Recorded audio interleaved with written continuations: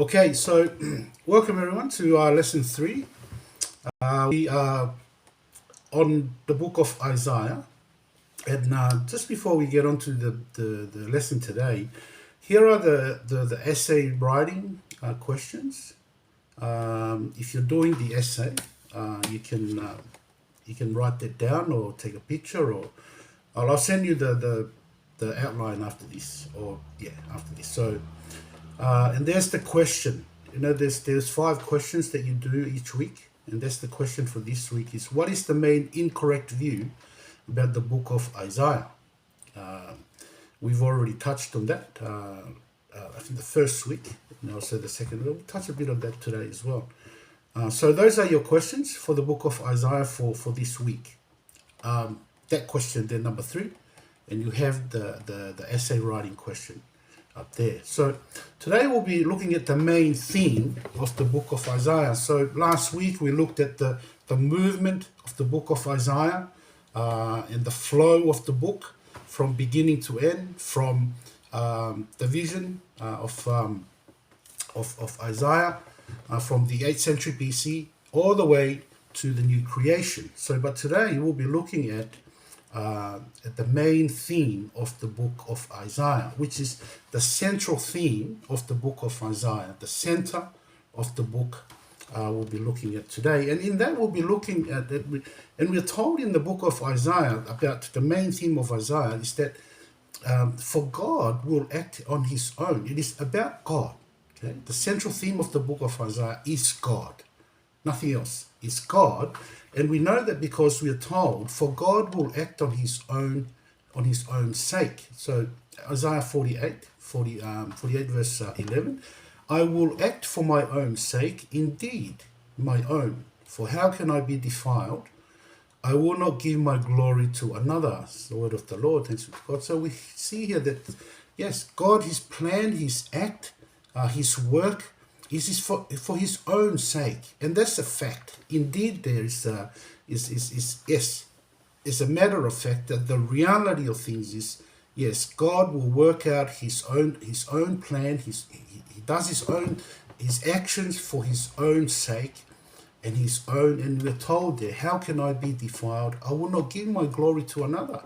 So his actions brings him glory, and he will not give that to another person. And I think this is something that we can, take comfort in and joy in knowing that our God, he's the one that works his plan for his own sake. And because of that, we can be certain that his action, that his plan will in fact take place. So God does things only because of himself. And not only that, we're told God is the center of everything else. God is the center, and everything else is on the end of the earth in relation to God. We know that from Isaiah 45, 22 to 25. It says, turn to me and be saved, all the ends of the earth, for I am God and there is no other. By myself I have sworn, truth has gone from my mouth, a word that will not be revoked. Every knee will bow to me, every tongue will swear allegiance. It will be said about me, righteousness and strength are found only in the Lord. All who are enraged against him will come to him and be put to shame. All the descendants of Israel will be justified and boast in the Lord. This is the word of the Lord. Thanks be to God. But you can see here, turn to me and be saved, all the ends of the earth. So the idea is that God is at the center and everything else is at the ends of the earth. It's around, it's outside, it's around him. And they were standing at the end of the earth, that they will see God at the center, because he's at the center. Everyone is outside of God, but from where they are at the ends of the earth, they are able to see who God is, to see him and know him. Not only that, we're told that God is the Holy One of Israel. Isaiah 1 verse 4. O sinful nation, people weighted down with iniquity, brood of evildoers, depraved children. They have abandoned the Lord.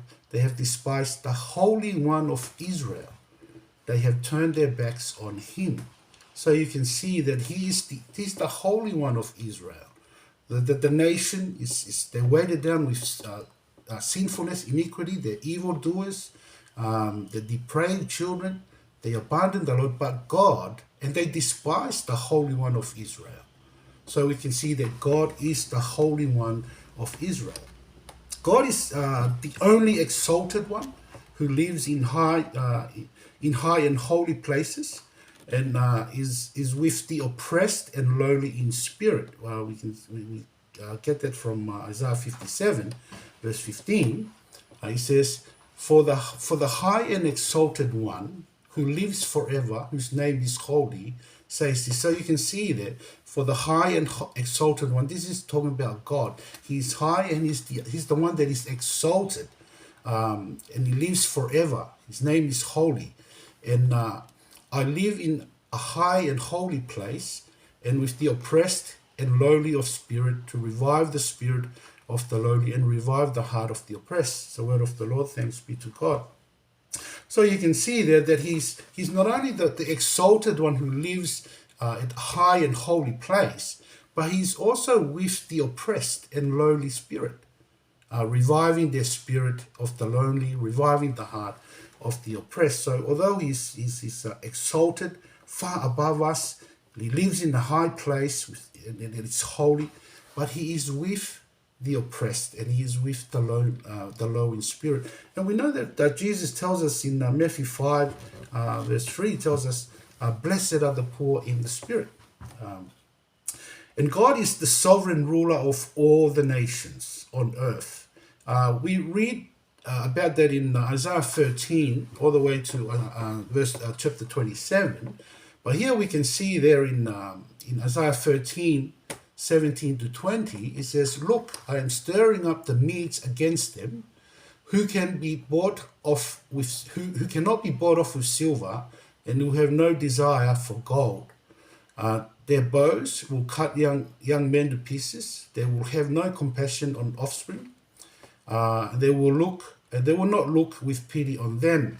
And Babylon, the jewel of the kingdoms, the glory of the pride of the Chaldeans, will be like Sodom and Gomorrah when God overthrows them." You can see here's the Medes. The Medes are where God will send them to destroy Babylon. Destroy Babylon. Now this is important because this remember that the wrong view about Isaiah is that there are 3 different Isaiahs who wrote the book. And we see here early in the book, chapter 13, we can see that the event about Babylon being conquered will take place 200 years after Assyria. Remember, Assyria will come down and take Israel, the northern tribes, and that's in the 800s, and the Babylonian will come 200 years after the Assyria conquering Israel, the northern tribes. So you can see here that God is already, Isaiah has already seen the vision. So it is possible. It's not impossible for God to be able to foretell things that will happen in the future, because we saw last week He is the God.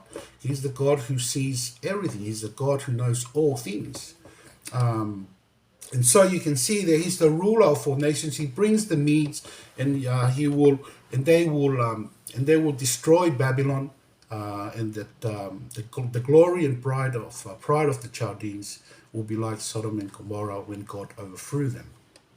And not only that, we are told that in Isaiah 14, 24, 25, "The Lord of armies has sworn, as I have purposed, so it will be, as I have planted it, so it will happen." See?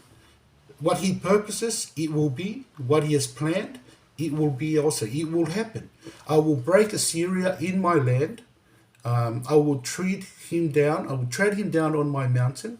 Then his yoke will be taken from them, and his burden will be removed from their shoulders." This is the word of the Lord. Thanks be to God. So you can see that God is the sovereign ruler of all events that's happening. He moves nations against nations. He is the sovereign ruler of the nations of the earth. And not only that, but we see that burning anger is terrible. This is the God who is the sovereign ruler of the universe. He rules the nations on the earth. But we are told that his anger is terrifying. In Isaiah 9, verse 12, it says, Aram from the east and Philistia from the west have consumed Israel with open mouths. In all this, his anger has not turned away, and his hand is still raised to strike. You see there the Aram and the Philistines, they're from the west, one from the east. They consume Israel with open mouth, but God's anger will turn, will stay on them. And not only that, but his hand is still raised to strike them. So it's ongoing. His hand is still raised to strike them, and his anger, his burning anger, is terrifying when you think about that. Not only that, verse 17, therefore the Lord does not rejoice over Israel's young men, and has no compassion on its fatherless and widows, for everyone is a godless evildoer, and every mouth speaks folly. In all this, his anger has not turned away, and his hand is still raised to strike. You can see there his wrath is coming upon Israel because they have no compassion on the fatherless and the widows. And not only that, but everyone is godless evildoers. Their mouth speaks folly, and therefore his anger is burning against them. It's not turning away. As a matter of fact, his hand is still raised to strike them. In verse 21 there, you can see Manasseh eats Ephraim, and Ephraim Manasseh together, both against Judah. In all this, his anger has not turned away, and his hand is still raised to strike them. And in Isaiah 10, verse 4, there will be nothing to do except crouch among the prisoners or fall among the slain. In all this, his anger has not turned away, and his hand is still raised to strike. See, God's anger is terrifying. When you turn away from him, when he'll continue to raise his hand against you, to strike you, and as he does here. And also, not only that his anger is terrifying, but we see that his cleansing touch removes our iniquities, and our sins are atoned for. This is Isaiah 6 verse 7. He touched my mouth with it and said, now that this has touched your lips, your iniquity is removed and your sin is atoned for. You see that this is Isaiah. This is God touching Isaiah's mouth, and he says, your lips, touch your lips, your iniquity is removed and your sin is atoned for. So his touch is a cleansing touch. And not only, but and his spring of salvation never stops flowing. You see there in Isaiah 12, verse 3. You will joyfully draw water from the springs of salvation. So for those who come to God, they will joyfully draw water from the springs of salvation. It is always flowing, and it never stops. The idea there of the Holy Spirit also in the New Testament. And his gospel is the good news of good things. So the gospel of God is the good news of good things. In Isaiah 52, verse 7, it says, how beautiful on the mountains are the feet of the herald who proclaims peace, who brings news of good things, who proclaims salvation, who says to Zion, your God reigns, is the word of the Lord. Thanks be to God. So the proclamation of peace brings news of good things, and they're proclaiming salvation, and who say, Zion, your God reigns. So that's the good news, isn't it? Our God reigns forever. You know, Jesus Christ, when after he ascended, we're told that Peter preached in Acts, and he saw that he reigns in heaven. Our King reigns. So as Christians, we must be the most confident people on earth, because our God reigns over all the earth. Not only that, he controls everything, nations, he controls all things, he's sovereign, but we are told, your God reigns. So not only that, but we are told that And that's the gospel. And that's the gospel, is that, Jesus Christ reigns. He plans the path of the history of the earth in a way to lead to the blessings of his people. He plans the path of the history of the earth to lead to the blessing of his people. You can see that in Isaiah 43, 3-7. For I am the Lord your God, the Holy One of Israel, and your Savior. I have given Egypt as a ransom for you, Cush and Seba in your place, because you are precious in my sight and honored, and I love you. I will give people in exchange for you and nations instead of your life.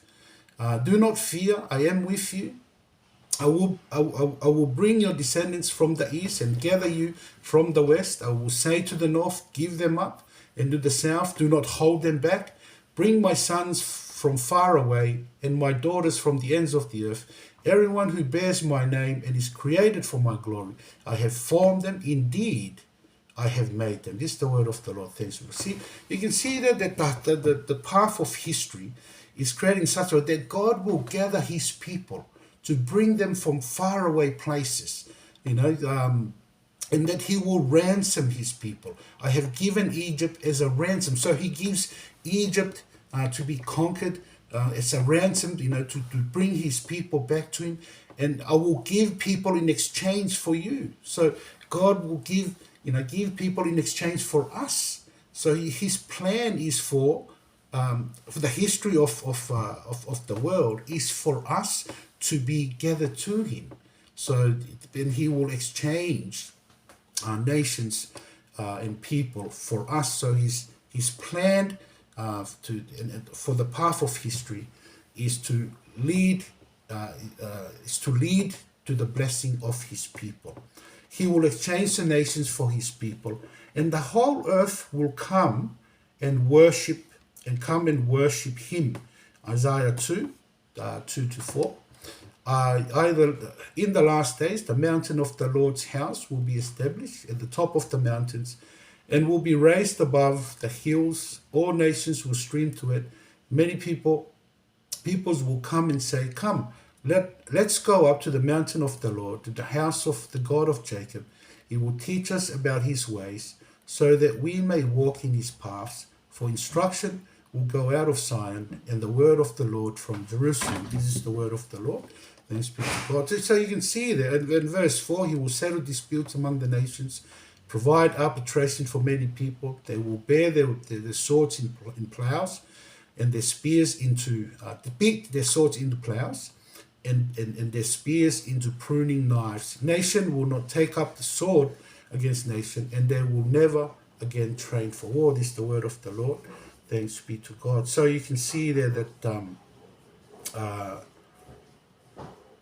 so nations will the whole earth will come and worship him on the mountain of the Lord, and people will say, come, let's go up to the mountain of the Lord, to the house of the God of Jacob. He will teach us his way, so that we may walk in his paths. So people of the earth, the whole earth will come and worship him. Now, God alone is the only Savior. God alone is the only Savior. Isaiah 43, 10-13. You are my witness. This is the Lord's declaration, and my servant whom I have chosen, so that you may know and believe me and understand that I am he. No God was formed before me, and there will be none after me. I am the Lord.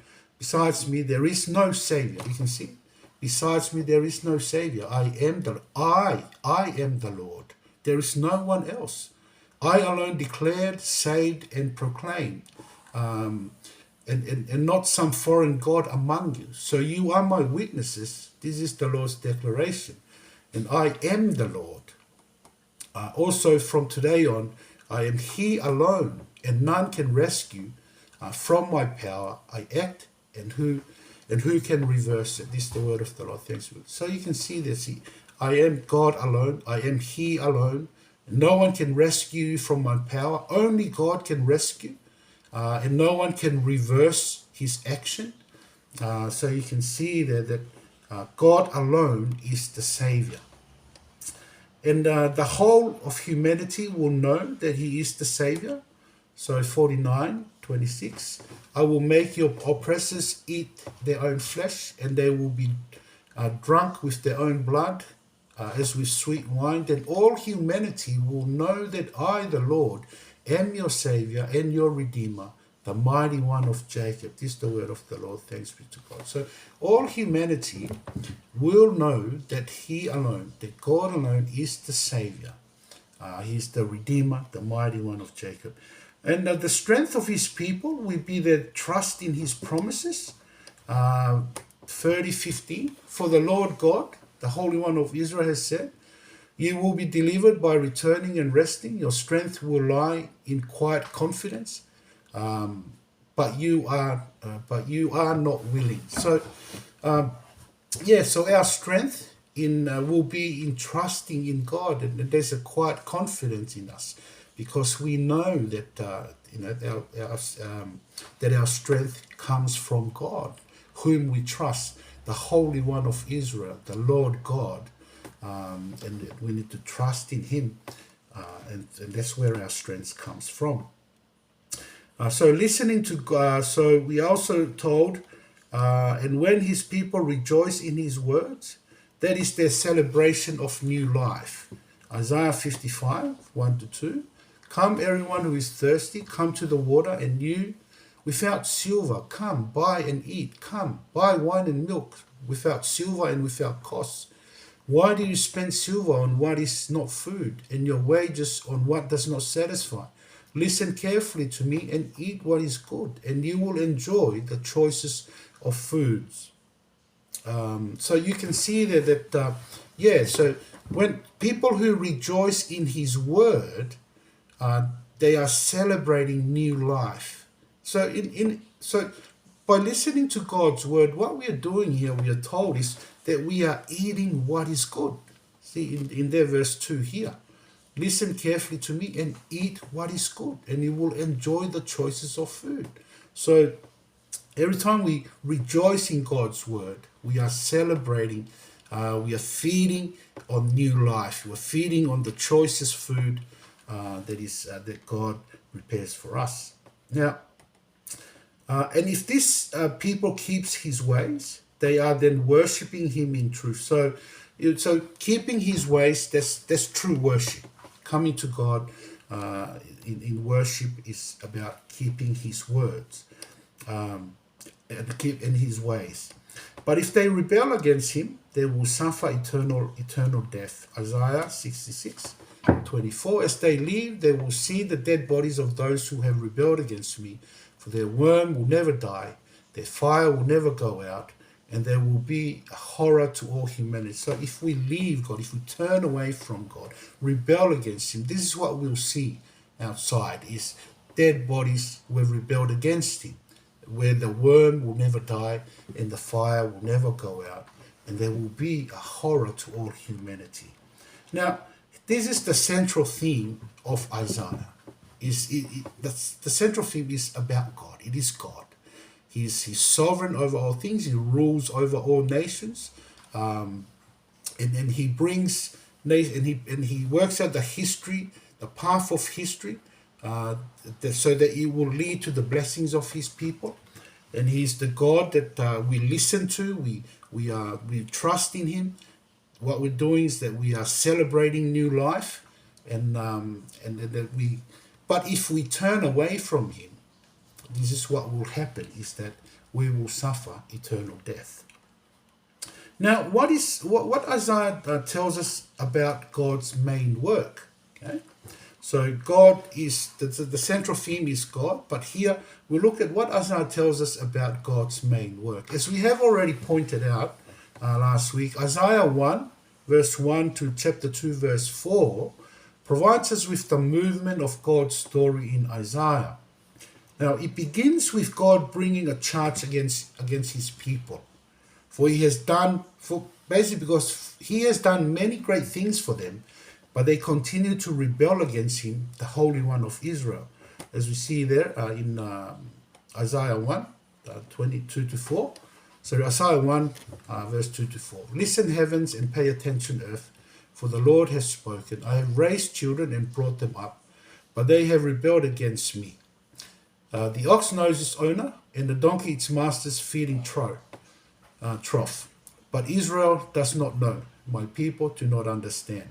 O sinful nation, people weighed down with iniquity, brood of evildoers, depraved children, they have abandoned the Lord, they have despised the Holy One of Israel, they have turned their backs on him. This is the word of the Lord, thanks be to God. So you can see there that God begins by calling on the heaven, listen, pay attention, earth, for the Lord has spoken. See, I have raised children and I brought them up, but they have rebelled against me. The ox knows their owner, the donkey's its master's feeding trough, but Israel does not know. My people do not understand. They are a sinful nation. So God begins by bringing a charge against Israel. Now, and God has brought also evil against upon his people for the purpose that they might turn to him in repentance, so that a remnant will repent. So Isaiah 1, verse 5 to 9. Why do you want more beatings? Why do you keep on rebelling? The whole head is hurt and the whole heart is sick. For the sole of the foot even to the head, no spot is uninjured. Wounds, welts, and festering sores, not cleansed, bandaged or soothed with oil. See, you can see that God is bringing evil upon his people. He's bringing sicknesses and sores and festers and wounds upon his people to punish them, so that they might turn in repentance, so that there will be a remnant will repent. So your land is desolate, your city is burnt down, foreigners devour your fields. See, right in front of you, God's bringing judgment, a desolation like a place demolished by foreigners. Daughter, Zion is abandoned like a shelter in the vineyard, like a shack in a cucumber field, like a besieged city. If the Lord of armies had not left us few survivors, we would be like Sodom, we would resemble Gomorrah. This is the word of the Lord.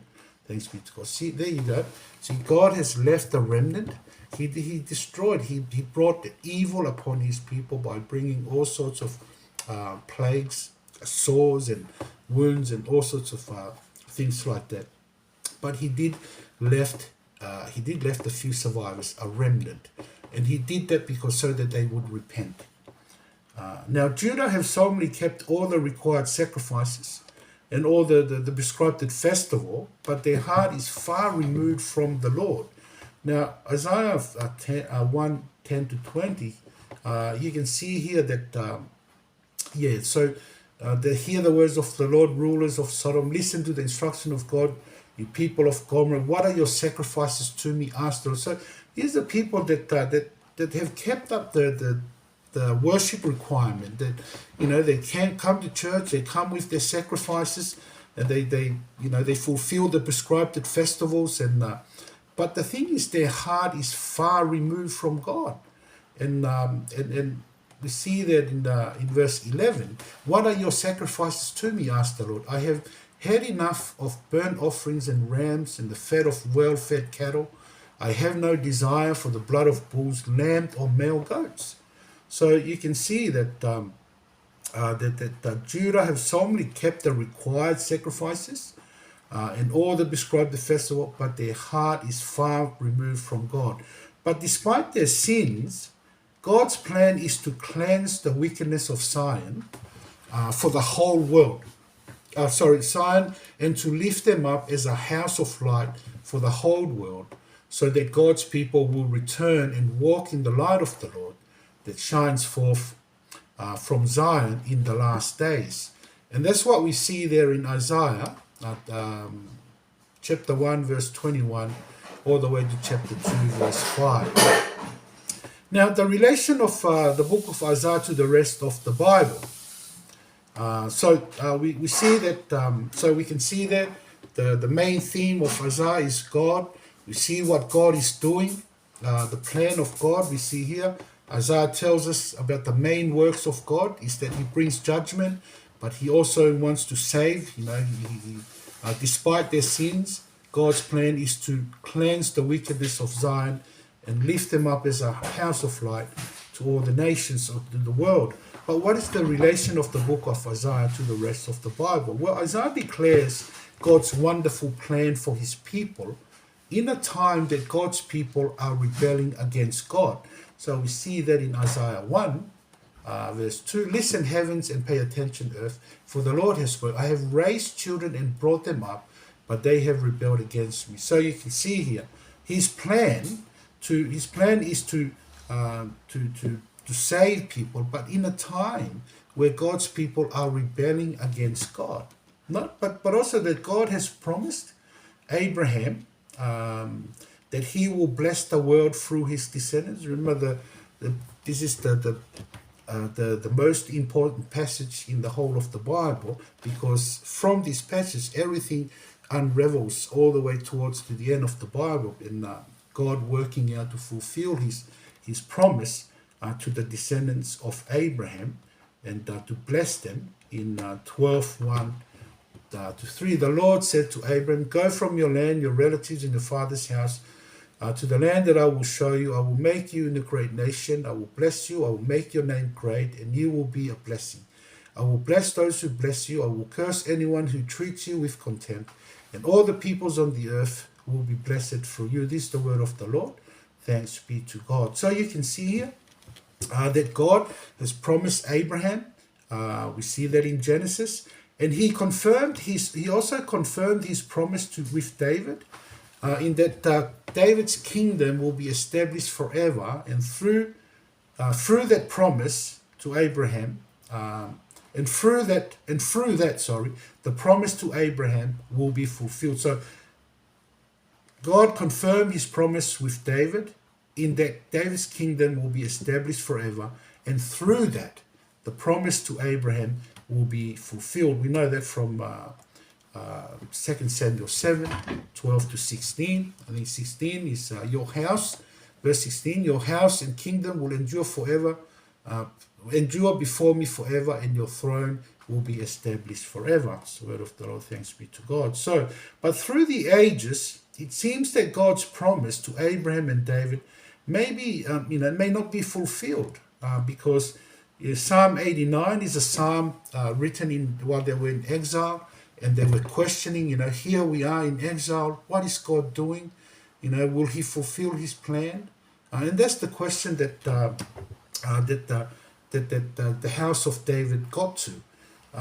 But by the time of Isaiah, David's descendants no longer trusted in God's promise to David. We see that in Isaiah 7, 10 to 14, where God asked Ahaz for a sign, that he will save him, and because Ahaz is from David's line, he's a king in Judah, and but Ahaz didn't trust in God, so God gave him a sign, saying that a virgin will conceive and bore a child, and the child will be born, and his name will be Emmanuel.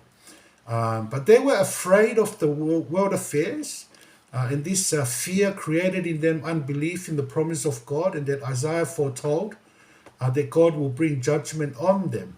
39 verse 5.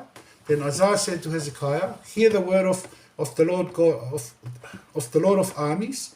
Look, the days are coming when everything in your palace and all that your predecessors have stored up until today will be carried off to Babylon. Nothing will be left, says the Lord. So this is the word of the Lord. Thanks be to God. So Isaiah is foretold that they will be carried away, by the Babylonian army. Nothing will be left because of their unbelief in God, unbelief in His promise. So the question that remains, and what will happen to the promise of God? Will the sins of Judah nullify God's promises? Well, Isaiah answered this question in the rest of his book by saying that although God will bring his judgment on his people, he has a plan to save his people. We see there in Isaiah 14, verse 26 to 27. This is the plan prepared for the whole earth, and this is the hand stretched out against all the nations. The Lord of armies himself has planted it, therefore Who can stand in its way? It is his hand that is outstretched, so who can turn it back? So you can see here the word of the Lord. Thanks be to God. God is working out a plan, and his plan is to bring judgment on his people. He has a plan, but he has a plan to save them. Because of their sins, he brings judgment on them, but he has a plan to save his people. And now this plan begins with the cleansing of Isaiah to proclaim the good news to Judah, as we've seen. Isaiah 6:6-9. The one of the seraphim flew to me, and in his hand was a glowing coal that he had taken from the altar with tongs. He touched my mouth with it and said, "Now that this has touched your lips, your iniquity is removed and your sin is atoned for." It's the word of the Lord. Thanks be to God. So you can see it begins with the promise, with the cleansing of Isaiah. Verse 8 and 9, sorry. And then I heard the voice of the Lord asking, "Who will I send? Who will go for us?" I said, "Here I am, send me." And he replied, "Go, say to these people, keep listening, but do not understand. Keep looking, but do not perceive." It's the word of the Lord. Thanks be to God. So the plan to rescue his people begins with the cleansing of Isaiah, to be sent out to proclaim to people the message of God. But we are told here, who will listen? They will not listen. They will not listen. But this plan also includes Judah in this that for it was given to Judah, the promise of the virgin will conceive a child, as we have already seen it with Ahaz in Isaiah 7:14, and that child the child will be born. He will the government will be upon his shoulder. So Isaiah 7:14. Therefore the Lord himself will give you a sign. See, the virgin will conceive, have a son, and name him Emmanuel. And that son, whose name Emmanuel, we are told, for a child will be born to us, a son will be given to us, and the government will be on his shoulders. He will be named Wonderful Counselor, Mighty God, Eternal Father, Prince of Peace. The dominion will be vast, and its prosperity will never end. He will reign on the throne of David and over his kingdom, to establish and sustain it with justice and righteousness from now on and forever. The seal of the Lord of armies will accomplish this. This is the word of the Lord. Thanks be to God. So you can see this is talking about Jesus, isn't it? He's the wonderful, he's Emmanuel.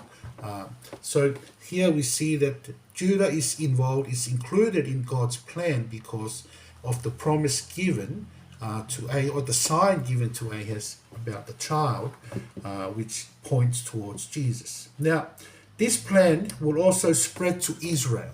Okay? Isaiah 10:12, it says, "But when the Lord finishes all his work against Mount Zion and Jerusalem, he will say, I will punish the king of Assyria for his arrogant acts and the proud look in his eyes." Remember, it was Assyria that came and took the northern kingdom into exile. Okay, but here we see that God will punish Assyria. Okay, and for after God will destroy Assyria, who took Israel captive, God will bring back a remnant. Here we can see that in Isaiah 10:20-23. On that day, a remnant of Israel and the survivors of the house of Jacob will no longer depend on the one who struck them, but they will faithfully depend on the Lord, the Holy One of Israel. The remnant will return, the remnant of Jacob, to the mighty God. Israel, even if your people were as numerous as the sand of the sea, only a remnant of them will return. Destruction had been decreed, justice overflows. For throughout the land, the Lord God of armies is carrying out a destruction that was decreed. This is the word of the Lord. Thanks be to God. So you can see here that there is a remnant. So Israel was promised there will be a remnant. God will save. He will destroy Assyria, and he will bring only a remnant from them. So the plan not only included Judah, but it also includes, spreads out to Israel as well, the plan, God's plan of salvation. And just also to note, in Isaiah 7 verse 3, Isaiah's son's name is Shea Jashub. It means remnant will return. And the whole world is also included in this plan, for the Messiah will draw them to him.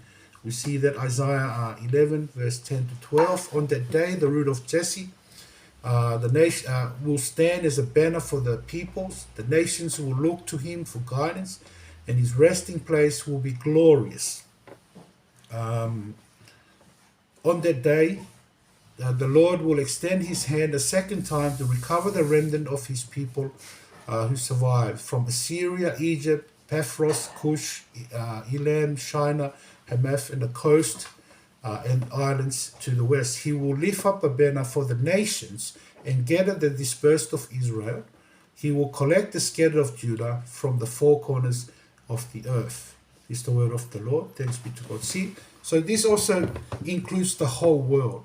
He will draw people from all different places, including Judah and also the remnant of Israel. He will draw them. The Messiah will draw them to him. Okay? And not only that, we're told the result of God's plan. So the result of God's plan of salvation is a joy to his people as they joyfully draw water from the spring of salvation. We see that in Isaiah 12, 1 to 4. On that day you will say, I will give thanks to you, Lord, although you were angry with me, your anger has turned away, and you have comforted me. Indeed, God is my salvation. I will trust him and not be afraid. For the Lord himself is my strength and my song. He has become my salvation. You will joyfully draw water from the springs of salvation. And on that day you will say, give thanks to the Lord, proclaim his name, make his works known among the peoples, declare that his name is exalted. This is the word of the Lord. Thanks be to God. Now for Judah, will be rescued from Babylon through Cyrus. We see that in Isaiah 13, 17 to 20. Remember Cyrus? Cyrus came around 539 BC, and he commanded the rebuild of Jerusalem and the temple, and he sent Judah back. We see here, he said, who says to Cyrus, my shepherd, he will fulfill all my pleasure, and says to Jerusalem, she will be rebuilt, end of the temple, its foundation will be laid. So you can see here that yes, Cyrus is the person, is the king that will command Israel, Judah to return to Israel, to return to Jerusalem, and rebuild the temple, and also rebuild Jerusalem. Now, it's important about the wrong views about the book of Isaiah. See here, Cyrus comes 200 years after the Isaiah prophesied, and you can see that people saying, oh no, the book of Isaiah, Isaiah could not possibly know about Cyrus. Somebody in Cyrus' time may have written so, but the truth of the matter is, we saw last week and today, God controls everything and knows everything. He knows from the beginning to the end. He is the God of the beginning and the end. There is no one besides him. There is no one after him.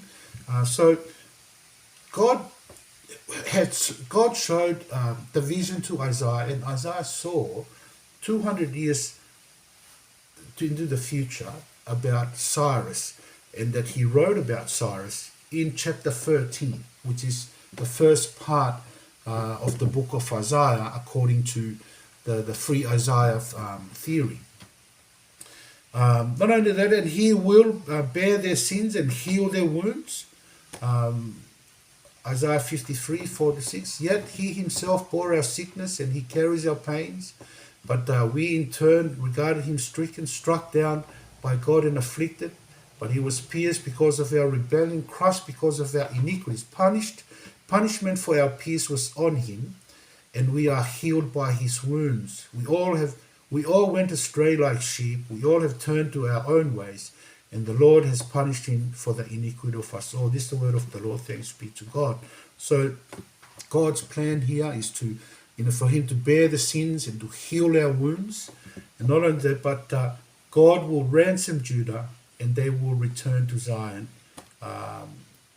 Isaiah 35 verse 10. And the ransom of the Lord will return and come to Zion with singing, crowned with unending joy. Joy and gladness will overtake them, and sorrow and sighing will flee. It's the word of the Lord. Thanks be to God. So you can see there that not only the blessing, but he will ransom Judah and they will return to Zion. And they not only, but they will be crowned with unending joy. And this is the plan of God, to save his people. And we see Isaiah 51, verse 11. And the ransom of the Lord will return and come to Zion with. So we just read this. It's the same thing. Come to Zion with singing, crowned with unending joy. Joy and gladness will overtake them. Sorrow and sighing will flee. So they will be crowned with unending joy.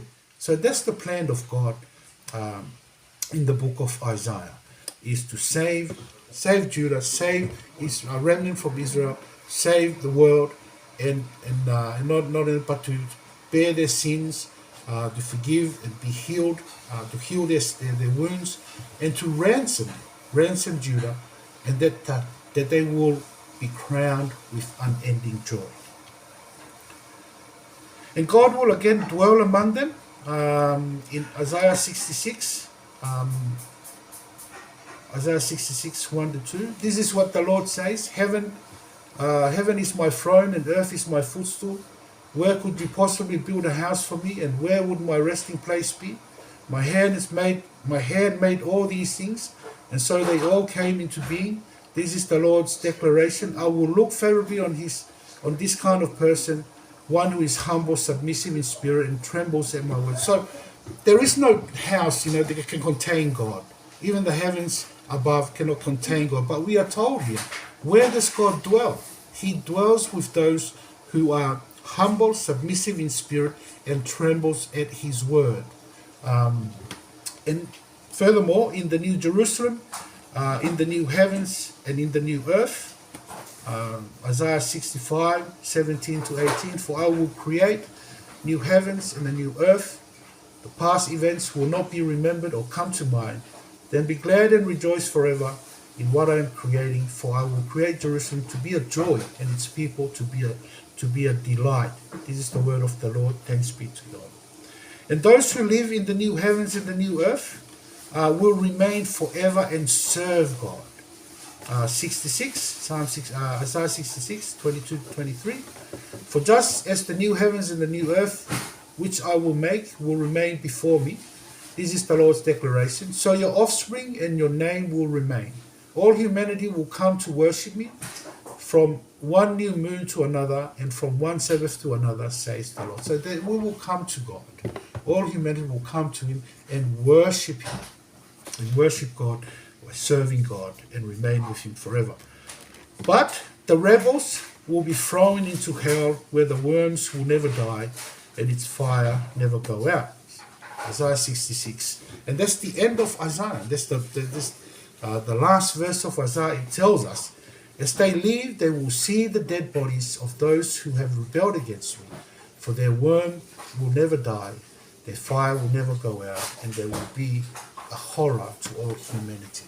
So, you can see that God's plan of salvation that Isaiah tells us basically covers every period all the way to the end of time. So God's plan covers every period, and it's working all the way through to the end of time in the new Jerusalem, new creation. But to take heed, to be warned, for those who reject God, this is the last verse that Isaiah leaves us. They will see dead bodies. As they see dead bodies, those who have rebelled against me, for their worm will never die, their fire will never go out, and there will be a horror. There will be a horror to all humanity. Father, we come to you